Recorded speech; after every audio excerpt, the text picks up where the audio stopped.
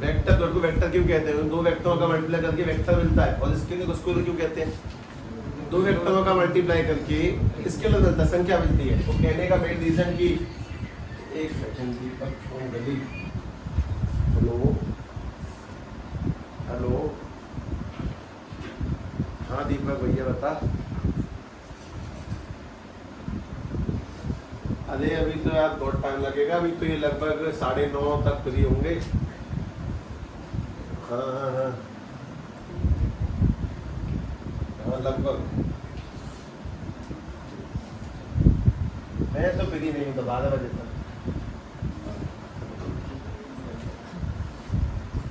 Cricket call कर रहा है क्रिकेटर्स। हाँ भाई ध्यान से बात सुने। पहली काम की बात तो वेक्टर को वेक्टर कहने का रीजन, जब दो वेक्टरों का मल्टीप्लाई करेंगे तो क्या बनेगा? वेक्टर। पहली बात तो ये। दूसरी कंपेरेंसी के अंदर वेक्टर का मल्टीप्लाई करने का तरीका क्या है? हमने वेक्टर प्रोडक्ट में दो बातें सीखी थी। एक तो क्या चीज थी? मेथड। और दूसरा क्या चीज था? फॉर्मूला। मेथड क्या था अपने पास में, वो शायद तुम्हें समझ में आ गया होगा अब तक। मेथड ये था कि अपने पास में कोई भी दो वेक्टर है, ए वेक्टर बी वेक्टर, देखो ऐसे लिखते हैं। मतलब मैं तुम्हें कल इसको ऐसे पढ़ा देता ना तो दिमाग हिल जाता।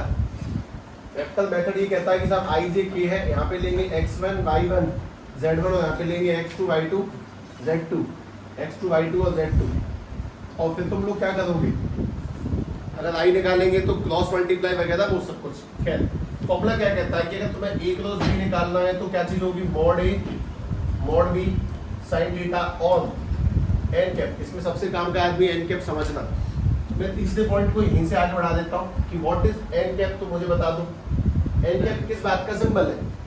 एन कैप तुम्हें ये समझाना चाहता है कि आने वाला जो आंसर होगा कोई और भी दोनों के परपेंडिकुलर होगा। एन कैप का मतलब आने वाला जो रिजल्टेंट होगा, रिजल्टेंट अगर तुम्हें अच्छा नहीं लगता क्योंकि तुम लोग यहाँ पे रहते हो तो तुम आंसर बोल सकते हो इसको। आंसर जो आने वाला आंसर होगा वो परपेंडिकुलर होगा किस किस के?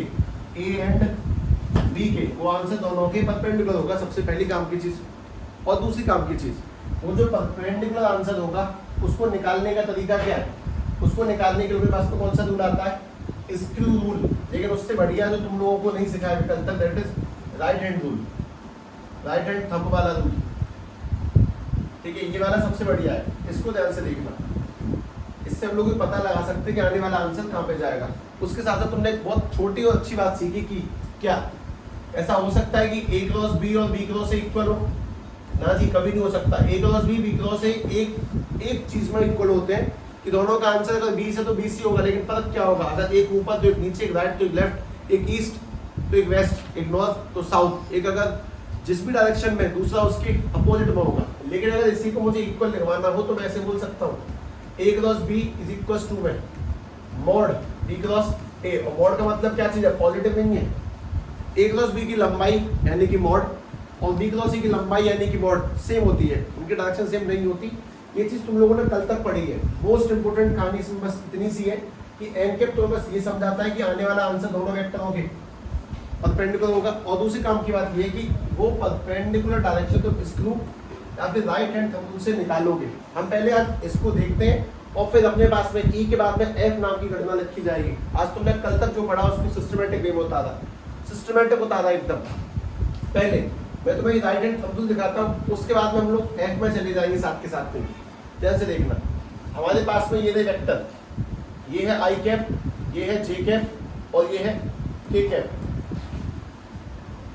अगर हम आई से जे जाते हैं, तुम सबको अपना सीधा हाथ तो पता ही होगा कौन सा है, नहीं?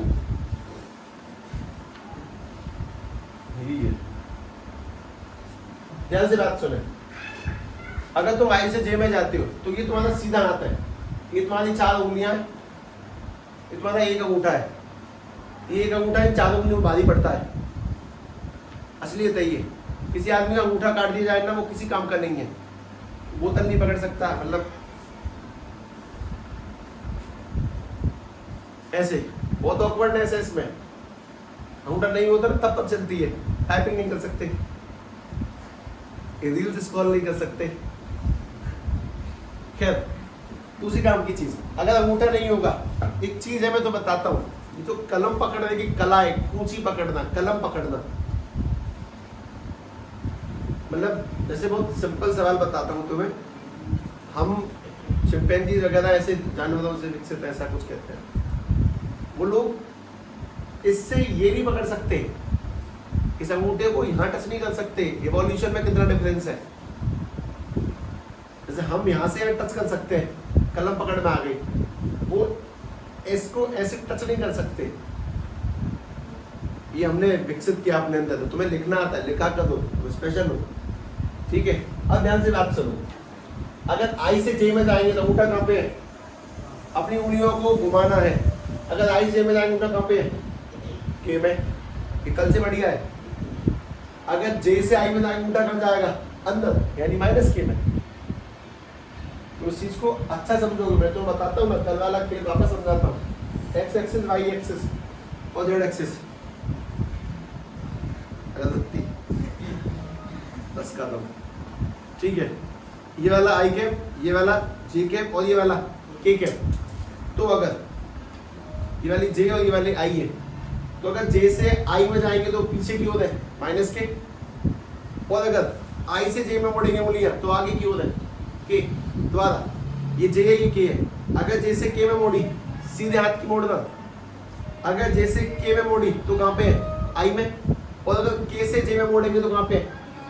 लेकिन इस पूरी कहानी से बचने के लिए मैंने तुम्हें बहुत बढ़िया बात बोली थी, वही था अपना एफ पॉइंट। एफ पॉइंट ये था कि अगर हमारे पास में आई, जे और के है, तो आई का जे से मल्टीप्लाई करने पे क्या बनता है?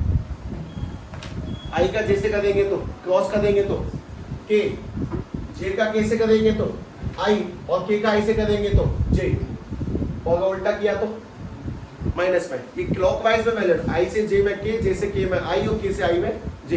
ये तुम्हारा एफ पॉइंट है, इस चीज को ध्यान रख के। और उसके बाद में जी पॉइंट पे सुनो। हाँ, वो नॉट इक्वल होगा ना? इक्वल मैंने लगा दिया क्या? हाँ, नॉट इक्वल, हाँ यहाँ लगाना तो ठीक है। ध्यान से बात समझ, आई से जे, जे से के और के से आई, ये तुम्हारा ई पॉइंट है, एफ पॉइंट है। अब जी पॉइंट सुनो ध्यान से। तुम्हारे पास में जी पॉइंट ये था, जी पॉइंट सुनो। अगर आई का क्रॉस आई से करेंगे तो आंसर क्यों? रटना वटना मत से। आई का आई से करेंगे तो जीरो आंसर है, क्यों है? बगावत किसने करी है? साइन थीटा ने। हम एक बात बहुत सिंपल जानते हैं कि साहब आई नहीं, ए क्रॉस बी करेंगे तो कैसे खुलता है? Mod A mod B sine theta n cap. तो अगर आई का क्रॉस आई से करें वो कैसे खुलेगा? Mod I sine zero N cap, क्योंकि आई का आई के साथ में एंगल जीरो है। मैं कुछ याद करके थोड़ी आ जाऊँ, तो सिंपल लिख रहा हूँ कि आई का आई के साथ करेंगे तो जीरो आएगा। और अगर आई का आई के साथ में जीरो बनेगा तो आई का मॉड वन इंटू में जीरो इंटू में एन कैप। और जीरो दुनिया का सबसे प्यारा आदमी है, सबको अपने साथ मिला लेता है जीरो। तो आधा अगर हम लोगों ने जे क्रॉस जे किया तो वापस से मॉड जे साइन जीरो एन कैप, वापस से जीरो। और अगर के का क्रॉस के से करेंगे तो मैं झटके नहीं आया कि मुझे के का क्रॉस के से जीरो बैठाना है। लॉजिकल बात है कि वो जीरो ही बनेगा, ठीक। उसके बाद में अगर हम इसी कहानी को दोबारा सोचेंगे कि आई का अगर जे से करेंगे तो कैसे खुलेगा? मॉड जे साइन 90 एन कैप। तो आई क्रॉस जे करने पर आई का मॉड 1, जे का मॉड 1, साइन 90 1 और एन कैप, यानी आई और जे के परपेंडिकुलर जाओ। आई और जे, आई से जे जाना, आई से जे, तो हाथ का लिख लेगा बाहर की ओर, उंगलियां आई से जे में डालेंगे ऐसे करके, आई से जे, तो हाथ बाहर की ओर, यानी कि के कैप। तो अपने पास में आई क्रॉस जे का आंसर क्या बनेगा? के। अब मैं अगला लिखूंगा नहीं, तो बस थिंग समझा दूंगा। तो जहां पे खत्म किया जे के क्या बन जाएगा? आई के आई क्या बन जाएगा? जे। और उल्टा क्या रखना है तुम्हें? माइनस में। इस बात को याद करने के लिए अपन लोगों ने जस्ट अभी लिखा पिछली जगह पे कि अगर आई जे और के कैप चल रहे हो तो आई से जे को के कहते हैं, जे से के को आई कहते हैं, के से आई को जे कहते हैं। तुमने कल तक देखा। अब सवालों का सिलसिला स्टार्ट होता है। जो हमने कल तक पढ़ा वो इतना था कि वेक्टर का आंसर परपेंडिकुलर होगा, निकालने का तरीका स्क्रू या फिर राइट हैंड रूल लगा सकते हो, ठीक है। और किसका मल्टीप्लाई जीरो, किसका मल्टीप्लाई आई जे के देता है, वो सब कुछ तो वाली काम की चीज है। तो मुझे क्वेश्चन नंबर बता दो, मैं कितने कर लिए लास्ट? 42 है। अब 43 लगेगा।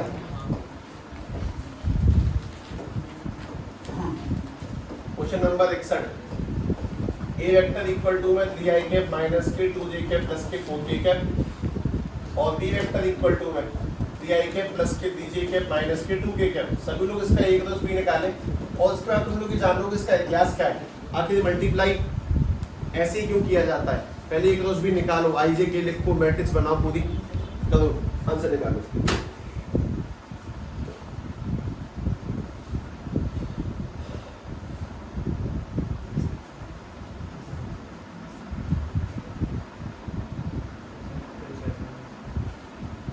खुशी, ये बाहर की खिड़कियां खोल यार।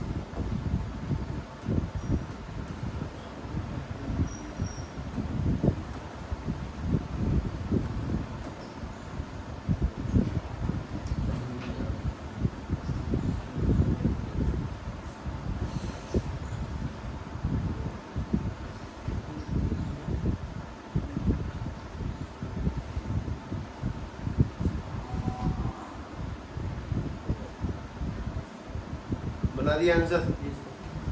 अगर पहले तुम लोग आई लोगे तो किसका किससे, 2 दूनी 4 माइनस के 4 दिया बाद है। फिर हम लोग माइनस का जे लेंगे तो जे लेती कितना, 3 दूनी माइनस है, 3 दूनी माइनस के 6 और 4 दिया माइनस बाद है। उसका तुम लोग के लोगे और के लेते 3 दिया 9 माइनस करेंगे 3 दूनी माइनस के 6। अगर तुम ध्यान से आंसर निकालते हो तुम्हारे पास एक बात साफ निकल के आएगी कि 4 में से 12 गए तो माइनस के 8 आई कैप, उसके बाद में माइनस 6 और माइनस के बाद है माइनस 18 और इंटू माइनस के जे करेंगे तो प्लस के 18 जे कैप और 9 प्लस 6 करेंगे तो 15 और 15 इंटू में के करेंगे तो कितना 15 ठीक है। काम की बात ये कि पहली बात तो आंसर सही होना चाहिए और दूसरी बात की हिस्ट्री में जाते हो आगे तुम्हें कैसे पता है कि जब आई का करना है तो आई नहीं लेना है। तो कुछ समझो, जब हम आई निकालते हैं तब आई नहीं लेते हैं, किसका करते हैं, जे का के से और के का। जे का के से करेंगे तो क्या बनेगा आई और के का जे से करेंगे तो क्या बनेगा माइनस आई, इसीलिए घटाया जाता है। ये बहुत सिंपल लॉजिक। तो तुमसे पूछ बैठे कि मैट्रिक्स में यार मल्टीप्लाई घटाते क्यों हो और आई निकालने के लिए आई क्यों काट देते हो, तो बहुत सिंपल लॉजिक है। अगर आई निकालना है तो आई काटा, किसका किससे किया, जे का के से, क्योंकि मैंने अभी तो बोला था तुमसे अगर जे का के से करेंगे तो क्या बनेगा आई और के का जे से करेंगे तो क्या बनेगा माइनस आई। घटाने का रीजन मिला, एक बात घटाते क्यों है, दूसरा रीजन इस बात का कि आई निकालने के लिए आई क्यों काट दिया। तुम बताओ, अगर तुम जे निकालना चाहते हो तो क्या काट दोगे जे, और किसका किससे कर दोगे आई का के से और के का आई से। दिमाग में उस बात को सोचो जो मैं समझाने की कोशिश कर रहा हूँ, फील जिसके लिए मुझे कल संतुष्टि नहीं मिली थी। अगर के निकालते हैं तो क्या काट देते हैं के, मल्टीप्लाई किसका करते हैं आई का जे से, क्योंकि जब आई का जे से करेंगे तो क्या मिलेगा और जे का आई से करेंगे तो क्या मिलेगा। दो बातें, पहली बात आई निकालने के लिए आई क्यों काटते हैं और दूसरी बात घटाते क्यों है, क्योंकि अगर एक आदमी पॉजिटिव ला रहा होगा तो दूसरा आदमी नेगेटिव लाएगा। मैं सवाल दोबारा लिखूंगा, सेम टू सेम नहीं लिखूंगा, 3 माइनस 2 4 3 3 माइनस 2 ए वेक्टर 3 माइनस के 2 4, अच्छा पेज नंबर लिख दिया मैंने, और 3 3 माइनस के 2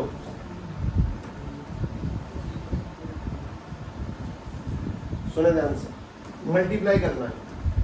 और इस बार क्या गया मल्टीप्लाई असली मेथड नहीं है, इस बार क्या गया मल्टीप्लाई वो मल्टीप्लाई है जो लोगों ने कुछ 8-10 महीने तक किया होगा, तब उन्हें समझ में आएगा ये तो बेकार तरीका है, कुछ नया बनाते हैं ना, तब क्या बना होगा वो सुनो। 3i कैप माइनस के 2j कैप प्लस के 4k कैप, मतलब कि वो पूर्वज लोग जिन्होंने वेक्टर बनाए होंगे उन पूर्वजों ने मल्टीप्लाई ऐसे रखा होगा 2i कैप माइनस की, ये जी बढ़िया बनाऊंगा ना, कंफ्यूज कर रहा लगातार, ठीक है।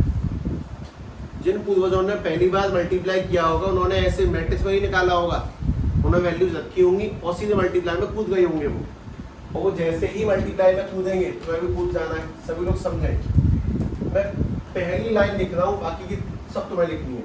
3 का जब इससे करेंगे तो 3 तिया 9 और i क्रॉस i, फिर 3 का जब इससे करेंगे तो 3 तिया 9 और i क्रॉस j, फिर जब 3 का माइनस के 2 से करेंगे 3 दूनी 6 और i क्रॉस k, फिर -2 का करो, पूरी कूदे देखो कितने लोग आएंगे टोटल 9, 1 का 3 से, 2 का 3 से, 3 का 3 से करो।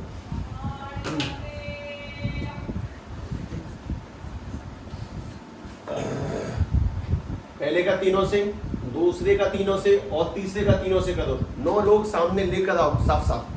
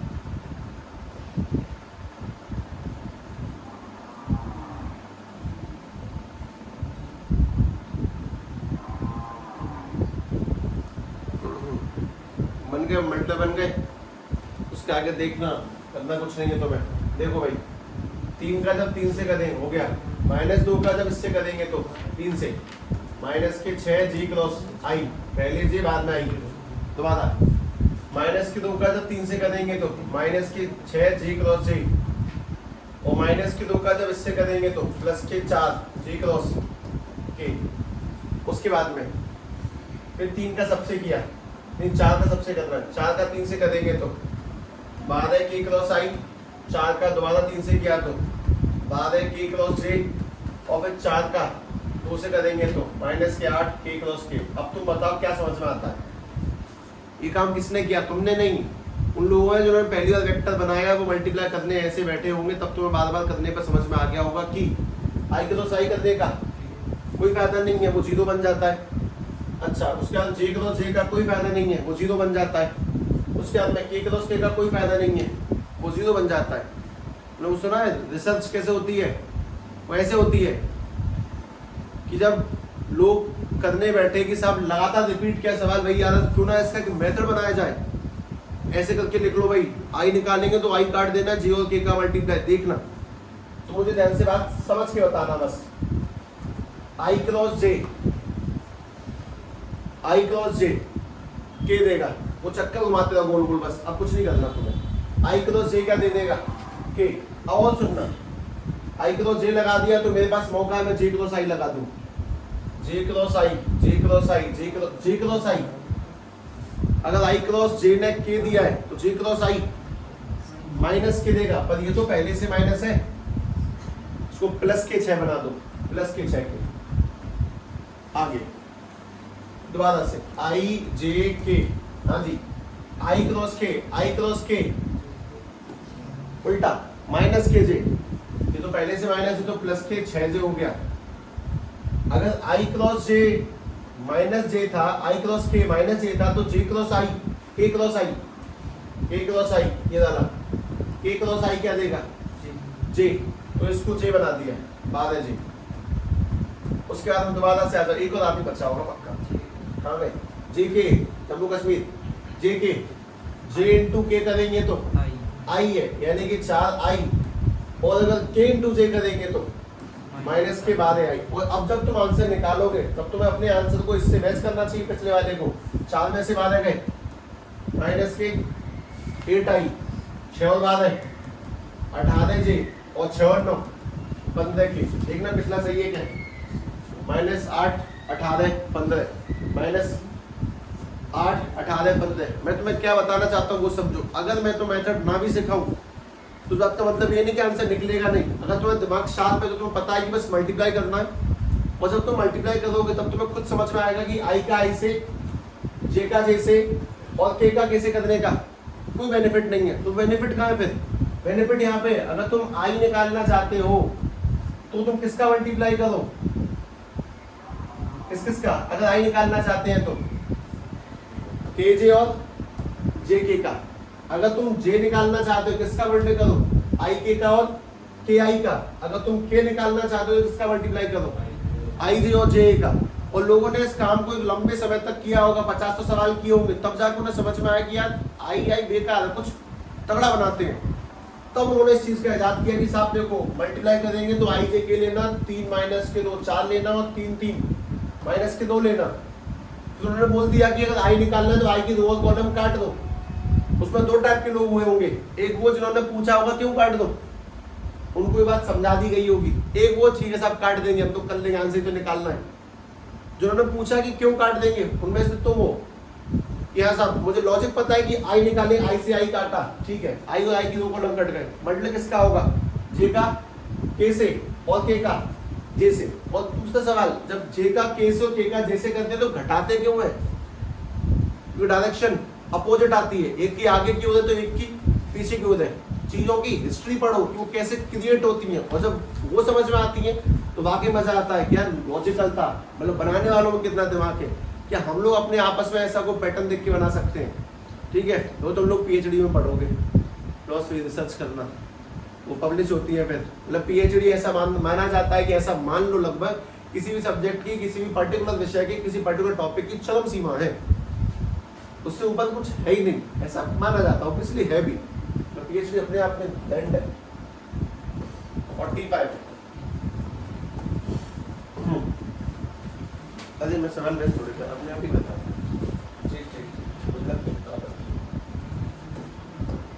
चलो अगला प्रश्न करें। लॉजिक ध्यान रखना, चीजों के पीछे की हिस्ट्री ज्यादा इंपॉर्टेंट है एज कम्पेयर टू तुम पढ़ रहे हो। खैर अगली बात पे आ जाते हैं।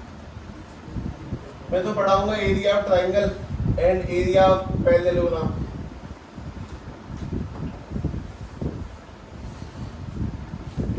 एरिया ऑफ ट्राइंगल का फॉर्मूला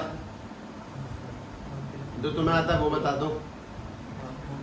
तुमने एरिया ऑफ ट्राइंगल उसमें पढ़ा था ना, मैट्रिक्स में, ताजा। अगर तुम्हें ध्यान ना हो तो बता दूं, हाफ ऐसे x1 x2 x3 y1 y2 y3 और 1 1 1 ये पढ़ा था। तुम्हें यहाँ पढ़ना है वेक्टर की फॉर्म में, क्योंकि तुम अगर थोड़ा दिमाग लगाओ तो रिलेट करती है मैट्रिक्स वेक्टर के क्रॉस वाले सिस्टम से रिलेट करती है। इधर ट्रायंगल का formula half mod a cross b। एक second, half base into height होता है ना, तो कुछ वैसा ही है, half mod a cross b। एक सेकंड, एरिया ऑफ पैरेललोग्राम का फॉर्मूला होता है बेस मल्टीप्लाई में हाइट, और यहाँ इसका फॉर्मूला बनेगा a क्रॉस b।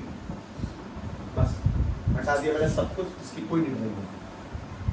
करो। इसे लिखो पहले, फिर मैं तुम्हें सवाल समझाता हूँ और एक बार में कट आर पार।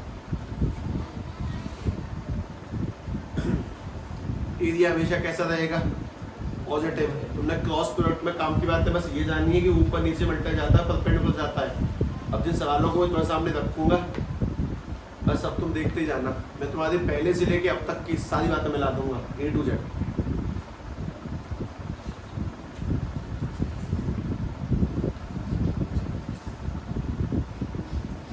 एक बात बताओ, अगर तुम दो वेक्टरों के परपेंडिकुलर जाना चाहते हो तो क्या करोगे?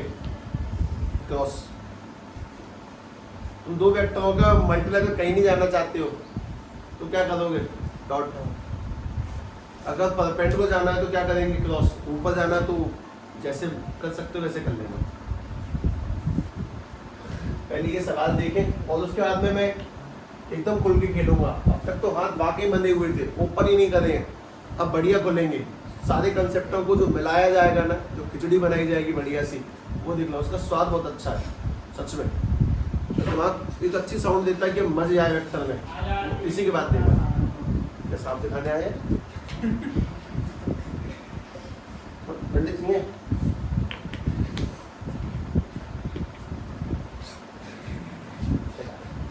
ठीक है भाई सुने, मेरे पास में ये एक ट्रायंगल है,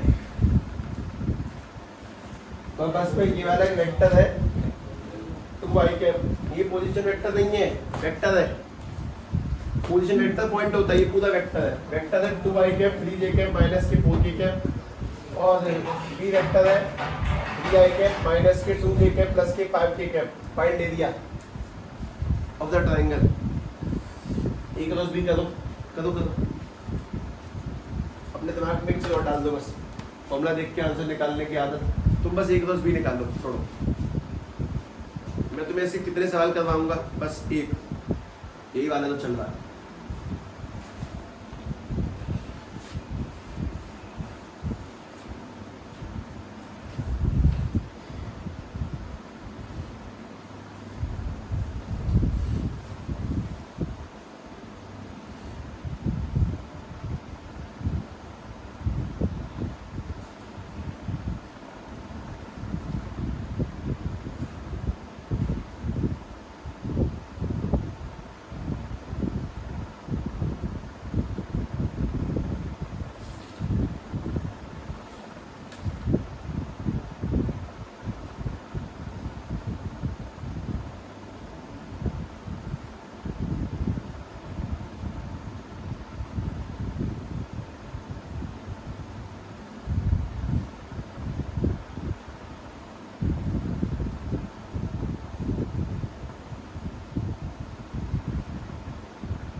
मैट्रिक्स के बाद वेक्टर पढ़ने का लॉजिक, ताज़ा मैट्रिक्स और फिर ताज़े वेक्टर।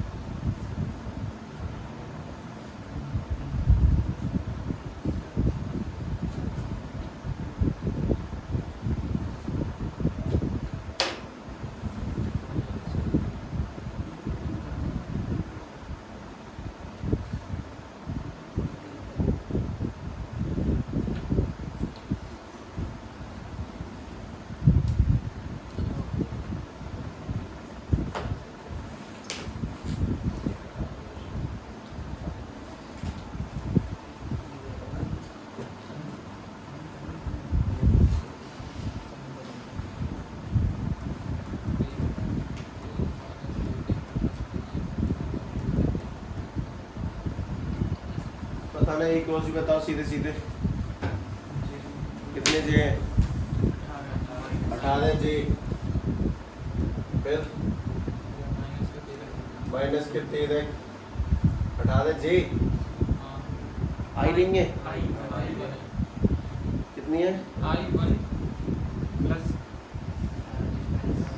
अच्छा एक आई कैप है माइनस के 18 जी कैप है माइनस के 13 की कैप है। एरिया नहीं है, एरिया सुनो, एरिया ऑफ ट्रायंगल निकालेंगे, इसका मोड। मोड कैसे निकलता है वेक्टरों का? ये बात अंडर रूट लिखने के बाद याद नहीं आनी चाहिए, उससे पहले आनी चाहिए। वेक्टर का मॉड कैसे निकलता है? Under root X square plus Y square plus Z square. एक का स्क्वायर एक, 18 का स्क्वायर 324, 13 का स्क्वायर 169। तो इसको जोड़ा जाएगा तो area of triangle is equal to half into में ये वाला 170 प्लस की 324 आंसर जोड़ के 500 494 500 का होगा 494 अपॉन में 2 494 अपॉन में 2 स्क्वायर यूनिट्स। इसका एरिया निकल के आ गया। बात खत्म। क्रॉस करके उसका मॉड निकाल देंगे। एक सेकंड, तो ये बात यहाँ समझ में नहीं आती क्या? ये क्या लिखा हुआ है? ए क्रॉस बी करना है और ये दो डंडे पॉजिटिव के लिए थोड़ी बनाए गए हैं। ये दो डंडे तुम्हें क्या बता रहे हैं? मॉड निकालना है। ठीक है, this is called area of triangle. एक और देखो क्वेश्चन नंबर 46।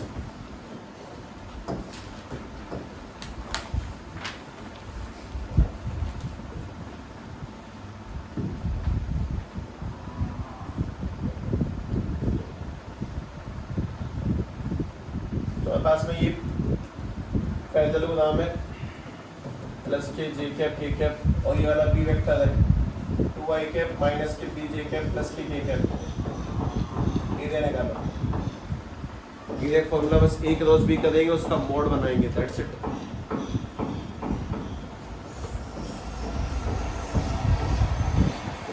एक घंटे लेट ही आ जाए, 4 बजे से नहीं आ रहे।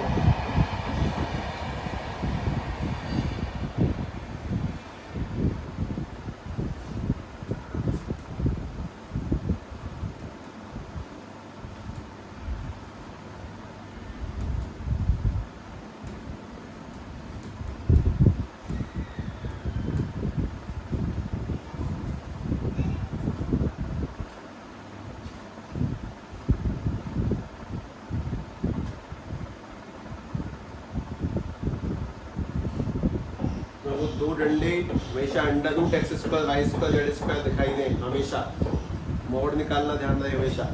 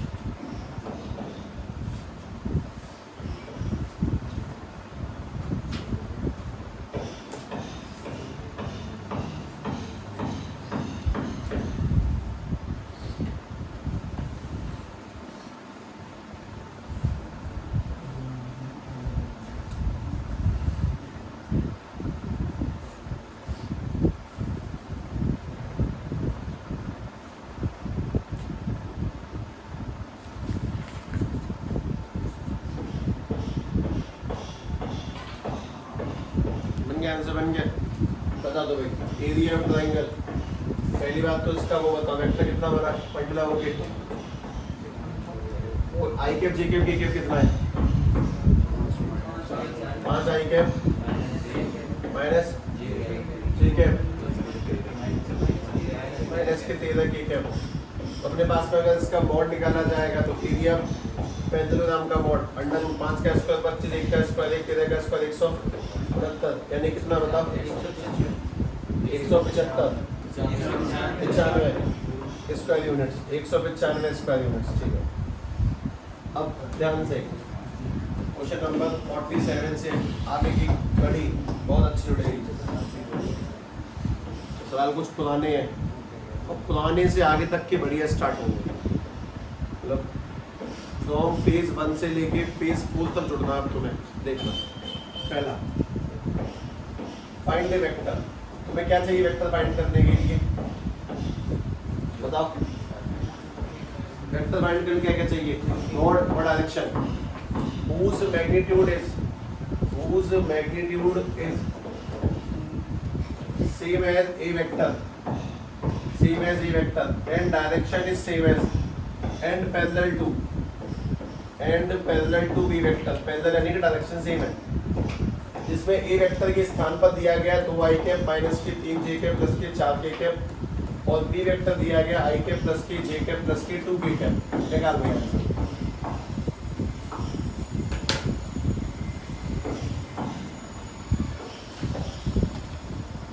किसका? ए का। डायरेक्शन किसकी? बी की। निकालनी आनी चाहिए, आंसर निकालो बस, और कुछ नहीं चाहिए अब।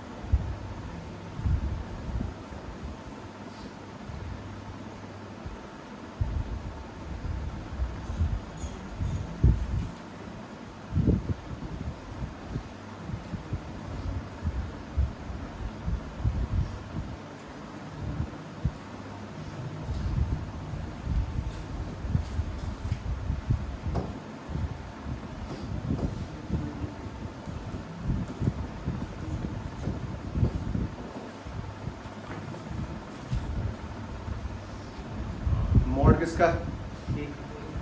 और डायरेक्शन किसकी? बी की। तो ए का मोड बताओ पहले तो। √29 और बी का डायरेक्शन निकालेंगे तो आई कैप प्लस की जे कैप प्लस की 2 के कैप अपॉन में कितना? रूट में 6। बस खत्म आंसर। √29 का मल्टीप्लाई करने की इच्छा है तो कर लो, वरना ये आंसर आना चाहिए। अगला सवाल, question number 48। Find A vector whose magnitude is same as A dot B and direction is similar to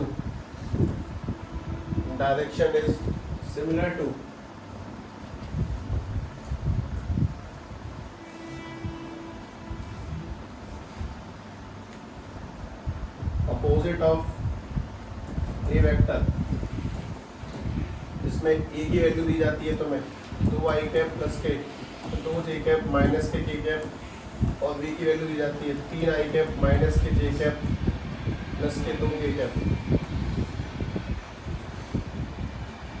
mag A dot B से निकलेगा और डायरेक्शन ए की अपोजिट है।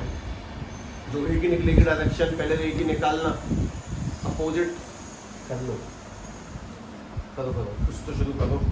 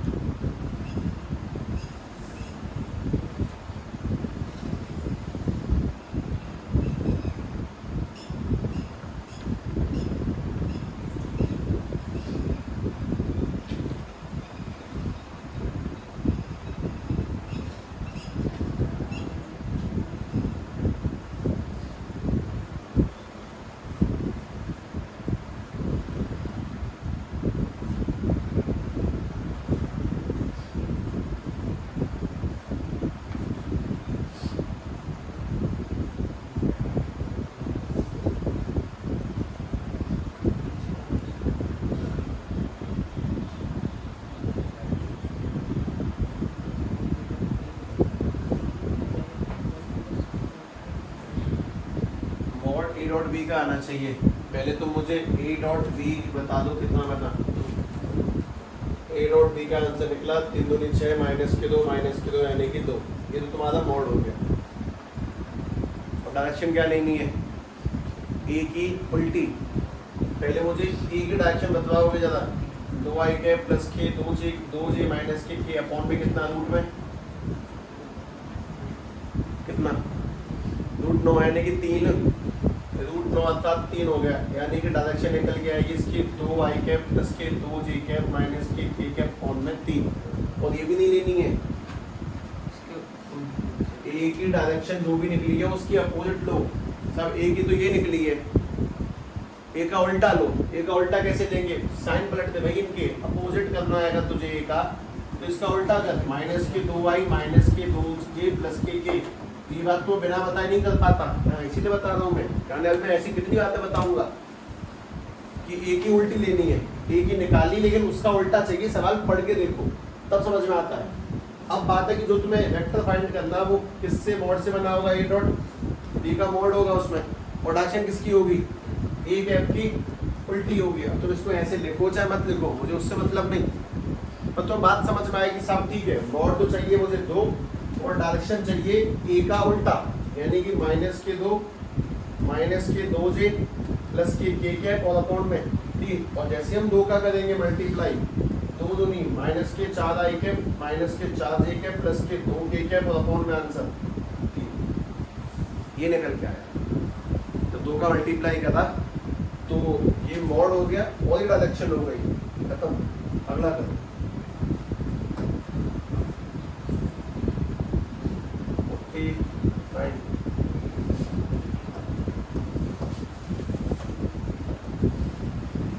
मैं तो जंप लेना नहीं चाह रहा हूँ, चलो एक से ऊपर ले आता हूँ पहले।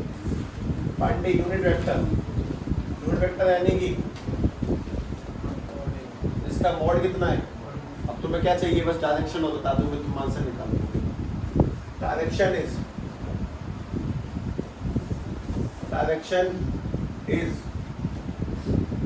Perpendicular to A and B. Direction A और बी के परपेंडिकुलर जानी चाहिए। दो वेक्टरों के परपेंडिकुलर कैसे जाओगे, मैग्नीट्यूड कितना दिया है, डायरेक्शन ए और बी के परपेंडिकुलर वाली चाहिए। दो वेक्टरों के परपेंडिकुलर जाना मैं तुम्हें सिखा दूंगा, पहले सवाल लिख देता हूँ पूरा।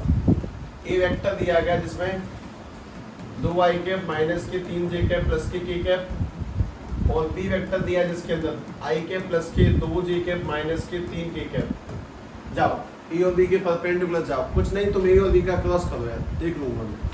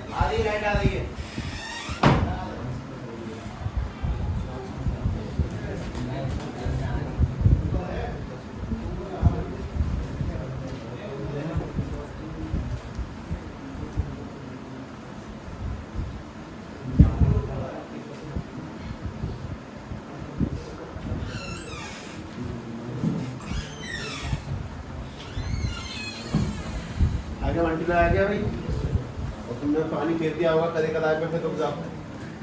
ए क्रॉस बी, बताओ सीधे बता दो।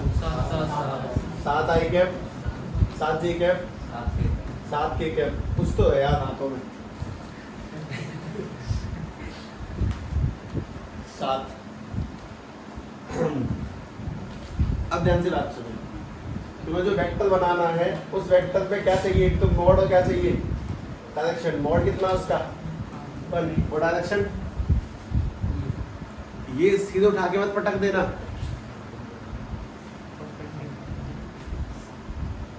तुमने पहली बात सुनो, ए और बी, ये ए वेक्टर और ये बी वेक्टर, तुमने ए और बी का किया मल्टीप्लाई, तुम कहाँ चलेगा उसके परपेंडिकुलर। अभी पूरा आ चुका है 7 आई कैप 7 जी कैप और 7 के कैप, तुम्हें बस चाहिए इसकी डायरेक्शन चाहिए। जल्दी सवाल कर लो जल्दी, तुम्हें इसकी डायरेक्शन चाहिए। अब इसकी डायरेक्शन कैसे बनाओगे वो सुनो। ए क्रॉस बी अगर डायरेक्शन बनाएंगे तो किसका डिवाइड लगेगा, मॉड का। 7 आई कैप 7 जी कैप 7 के कैप अपॉन में रूट 7 49 7 49 7 49 कितना 3 बार 700 147 है 147, हाँ वही है। तो 7 रूट 3 बनेगा, 7 आई कैप 7 जे कैप 7 के कैप अपॉन में 7 रूट 3, ऊपर से 7 कॉमन लेके 7 काटेंगे तो क्या बनेगा, आई कैप प्लस के जे कैप प्लस के कैप अपॉन में रूट 3। मैं तुम्हें बस सीधी बात क्या बोल रहा हूँ, परपेंडिकुलर गए तो तुम सही हो 7 7 7, लेकिन तुम सीधे उठा के पटक देना। तुम्हें क्या निकालनी है, उसकी डायरेक्शन निकाल के रखनी है। तो अब जो सही आंसर बनेगा वो ये बनेगा, आई प्लस जे प्लस के अपॉन में रूट 3 और 1 का मल्टीप्लाई कुछ बिगाड़ नहीं सकता मेरा। अगला 50, find A vector, find A vector whose mag is A dot B and direction is perpendicular to both A and B। ठीक है, मैग निकालना है, मैग उसका A dot B है और डायरेक्शन उसकी A and B के परपेंडिकुलर है। तो डायरेक्शन निकालने के लिए पहले तो मल्टीप्लाई करोगे, फिर निकालोगे, फिर पुट करोगे, तुम बाकी सब सीख चुके हो। बस मैं तो A और B की वैल्यू देता हूँ। A वेक्टर इक्वल्स टू में 2 आई कैप प्लस के 3 जे कैप माइनस के 3 K cap, B vector equal to में 3 आई कैप माइनस के 4 जे कैप और प्लस के 2 के कैप बना। मैग्नीट्यूड ए डॉट बी से है और डायरेक्शन दोनों के परपेंडिकुलर है, और दोनों वेक्टरों के परपेंडिकुलर जाने का तरीका ए क्रॉस बी।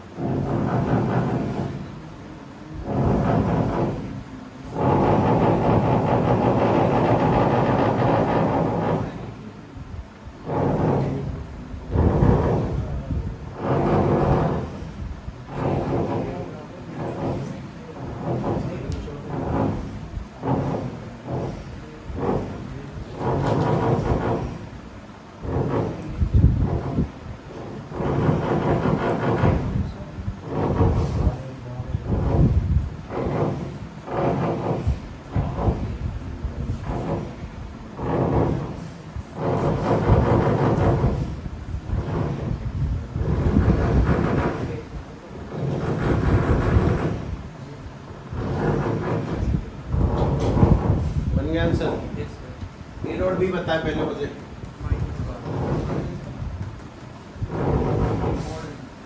माइनस 12 है, ठीक है चलो बाद में। ए क्रॉस बी बताओ मुझे। ए क्रॉस बी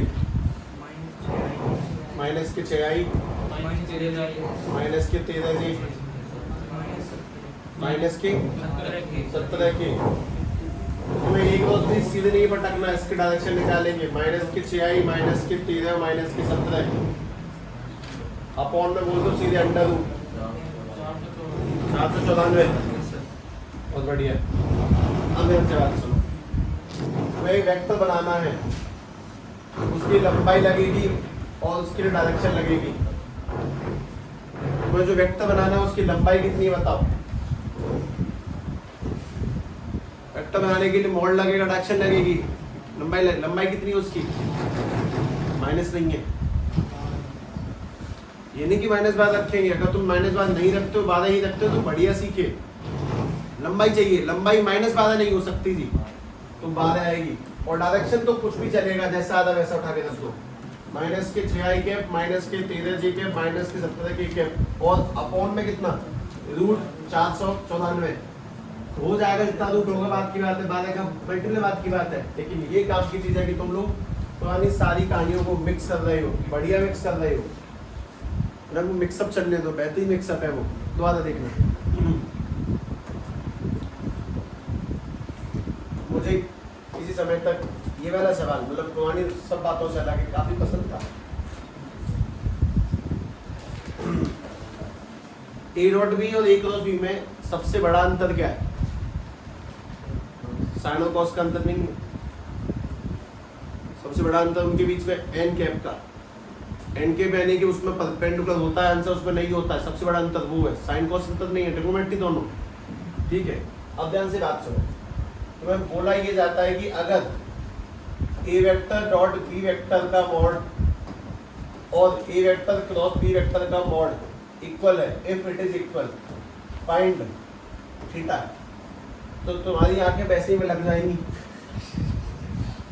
सवाल में कुछ तो भी तो सही, ये कुछ नहीं, यही है फाइंड थीटा। कहाँ से निकाल दूंगा मैं? ये क्या बात हुई? यही बात है।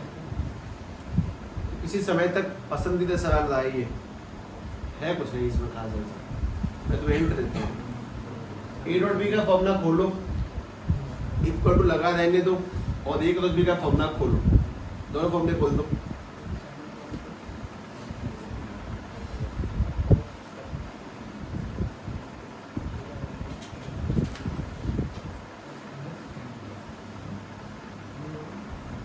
फॉर्मूला खोल गए होंगे, ध्यान से देख लो।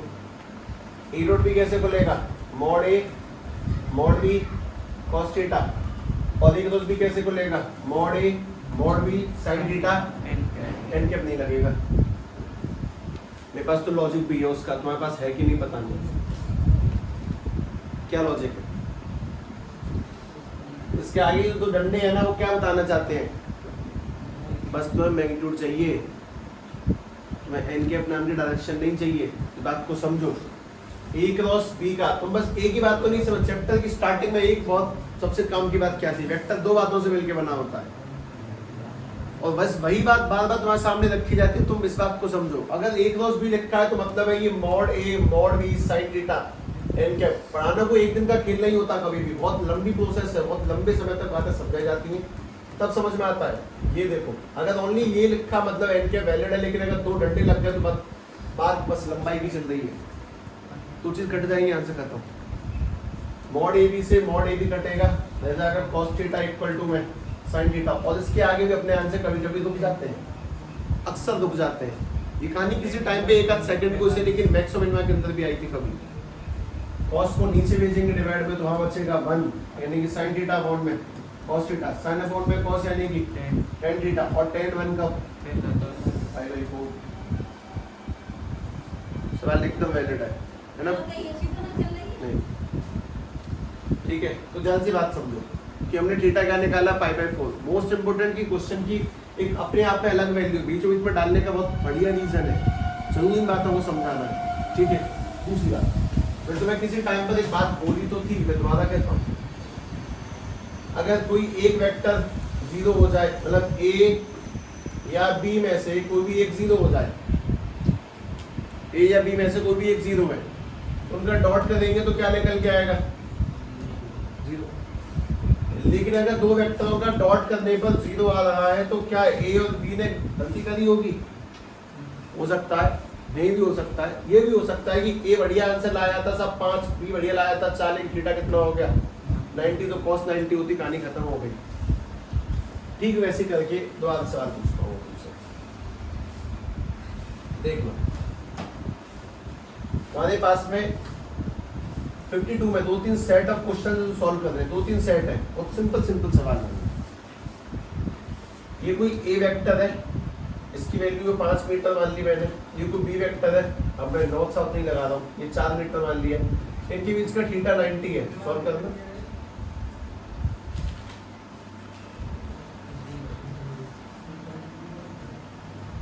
ए क्रॉस बी निकालो, ए क्रॉस बी निकालो। दोबारा से कहता हूँ, ए वेक्टर 7 मीटर है, बी वेक्टर 5 मीटर है, थीटा है 0। ए क्रॉस बी निकालो। और तीसरा, ए अगर 0 है, बी अगर 10 है और थीटा है 60, ए क्रॉस बी निकालो। ए का मॉड, बी का मॉड, थीटा मॉड में थोड़ी आएगा। ए का मॉड, बी का मॉड, ए का मॉड, बी का मॉड।